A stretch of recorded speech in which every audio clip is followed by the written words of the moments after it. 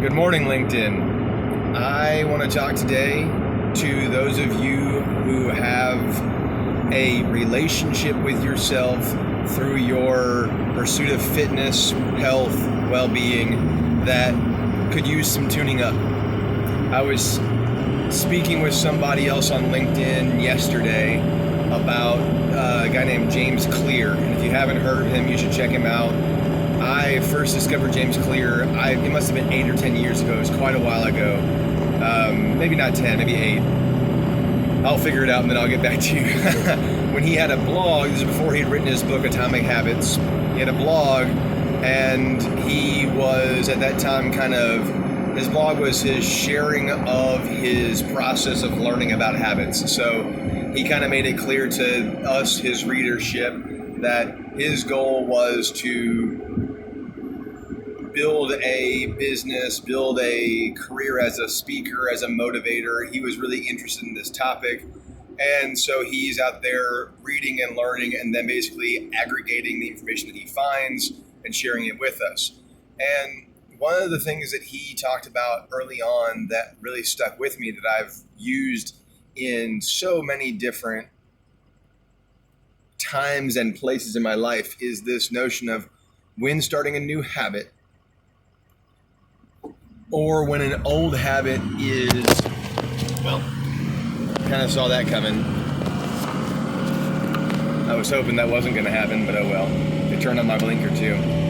So James was talking about when you have a habit that's new, or when you have a habit that's old, that's no longer serving its function well, you need to start as easy and as simple as possible, so that it's so easy and so simple that you can't, so that you can't fail, so that you can't not do it. And the reason I bring this up is because I want to talk about your relationship with your fitness, with your health, with your well-being, right? And I use that word relationship very, very deliberately, because in my mind, people get caught up in the goals as far as like why they're pursuing specific fitness, whether it's weight loss, performance, looks, general health, maybe you have a disease that you're managing or a condition you're managing or whatever. But people get caught up in the goals, and they get so focused on the goals, I believe, that they end up losing sight of their ability to do this for an extended period of time. And so my belief is that what you need is a relationship with, frankly, your future self. Frankly, you need a relationship with your past, present, and future self. We'll worry about the details of that later, but we'll talk about the future self for now, where it's your relationship with your future self is you want to set your future self up for success, right? That's my general philosophy is I want to be setting up my future self for success. And that's why I pursue a fitness regimen. That's why I eat in a way that is reasonably healthy. That's why I maintain healthy mental habits, right? And these are the kinds of things that are hot button issues. And the good news is there are so many options out there that there is bound to be some option, some way of training your mind, training your body, training your emotional self that promotes positive growth of your health, wellness, and fitness, and suits your temperament, suits your personality, suits your lifestyle, whatever. So that's the cool thing. The cool thing is there's a just remarkable diversity of options.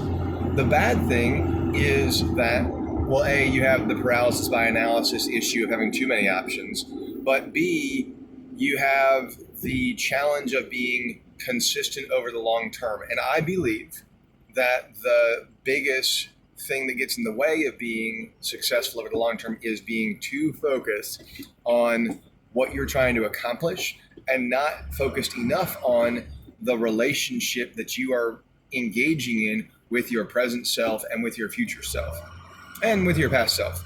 And like I said, I'll worry about past stuff another day. So I want to kind of narrow this down into something specific, which is, I mentioned this, doing something that's so easy that you can't not do it, right? And the reality with the relationship is that all relationships ebb and flow in their intensity, right? Whether it's a relationship with your friends, whether it's a relationship with your coworkers, whether it's a relationship with your significant other, anytime that and then you have new relationships, you have old relationships that fall by the wayside. The relationships that last for a long time, if you've got friends in your life or a spouse in your life or whoever that you've had for 20 something years or more. So I'm 34, and so for me, a 20-something-year-old relationship is about as old as it gets, right?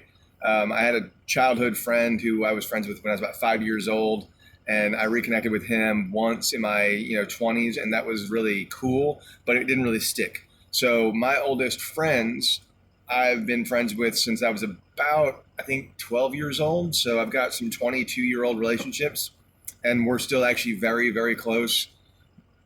So for me, that's about as long as it gets. So I'm going to speak to my own experience. But surely you can extrapolate this if you're much older than me and have relationships that are much longer than this. And surely even then you can speak even more to the ebb and flow of relationships. And so how this is relevant to your health, fitness, well-being is one day's experience or 1 week's experience or 1 year's experience is going to be different distinctly and obviously and tangibly from the experience of another. And so you want to be okay with that. You want to go into your fitness relationship with yourself expecting this change, expecting this difference, because if you plan for this to be part of the experience from the get-go, sorry, I gotta pay attention to the road for just a moment. If you plan for this to be part of the experience from the get-go, you can modulate your expectations and not fall into the trap of, oh man, today's workout just wasn't as good as yesterday's workout, or I feel so weak compared to what I used to. I've got a buddy that I run with who was in the military for years, and because he was in the military, he was in the Army, and he was an infantryman, he was very, very fit in a endurance capacity. He ran a lot, he did a lot of ruck marching, he had really, really good numbers when it came to running, and he was really happy with those numbers. And now, he and I run together, and I never knew him during his military days, but I know him, and he and I are close now. He is a fairly accomplished power lifter. So he's a strong guy, very muscular, fit, healthy, the whole shebang. He runs because A, he wants the cardio for his health, and he runs B, because he has sort of a personal attachment to it because of his past. But his numbers aren't as good as they used to be. And he gets bummed out sometimes because he's like, oh man, I used to be so much better at running. And it's like, dude, but now, think about how much more you can lift now. Think about what you can do that you couldn't do then, right? And I guess this is just a simple example to try to show that his relationship with running specifically has changed, and his relationship with his fitness has changed. And sometimes, not always, I'm not saying that he's like a big, he's always down on himself, but sometimes his emotional expectations do not keep up with his present, right? So he kind of wants to be the guy who used to run a 6-minute mile for miles on end, and he's not. But his needs have changed. And that's the thing that I guess is kind of the takeaway from this as I wrap this up is he's brought himself down to, I run once a week. I used to run every day. I run once a week, right? So he's brought himself down from rucking, multiple times a day to going hiking and backpacking once a month, right? At some point in the future, perhaps he'll bump back up. At some point in the future, perhaps I'll bump back up on running. But the trick for me is I aim to keep my running, or I aim to maintain my relationship with my running rather than maintain my numbers with my running. So I'll leave it at that for now, and I'll try to elaborate on this again at a future time. Thank you for watching.